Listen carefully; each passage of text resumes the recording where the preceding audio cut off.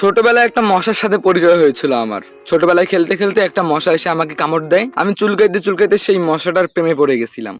তারপর সেই মশাটাকে আমি অনেক খুঁজছি, কিন্তু সেই মশাটাকে আর আমি পাইনি। তারপরে কি হলো জানেন?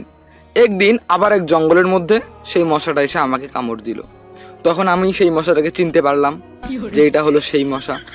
তারপরে সেই মশার সঙ্গে আমি পরিচয় হলাম, খোঁজ খবর নিলাম মশাটা কোন জঙ্গলে কোন চিপায় থাকে, ভালো করে খোঁজ নিলাম। এরপর প্রতিদিন সেখানে যাইতাম, মশার কামড় খাইতাম। ওই যে ছোটবেলায় সেই মশার সঙ্গে পরিচয় হলো। আজকে 20টা বছর পার হয়ে গেল, আমি যেখানেই যাই সেখানে এই চুদির ভাই আমারে কামড় দেয়। মশার কামড় খাইতে খাইতে জীবনটাই শেষ। বিশ্বাস করবেন এই চুদির ভাই এত খারাপ। সেই ছোটবেলা থেকে কামড়াইতে কামড়াইতে বড় বড় হয়ে গেলাম, তারপরে ওই চুদির ভাই আমার পিছালো না। শুধু মশা না, এই মশার মতো বন্ধু কার কার আছে, মানে রিয়েল বন্ধু কার কার আছে? যেমন মশা যেমন খালি কামড়াইতে কামড়াইতে জীবনটাই শেষ করে দিল, সেরকম এইরকম লুচ্চা বন্ধু কার কার আছে, মানে জীবনটাই শেষ করে দিতেছে তারা একবার। এরকম গুণধর সুপুত্র বন্ধু কার কার আছে একটু কমেন্ট করে জানাই দিন। পারলে একটা মেনশন দিয়েন, আমি একটু চেহারাগুলো দেখবো। মশার মতো কিট কিট করে কামড়ায়।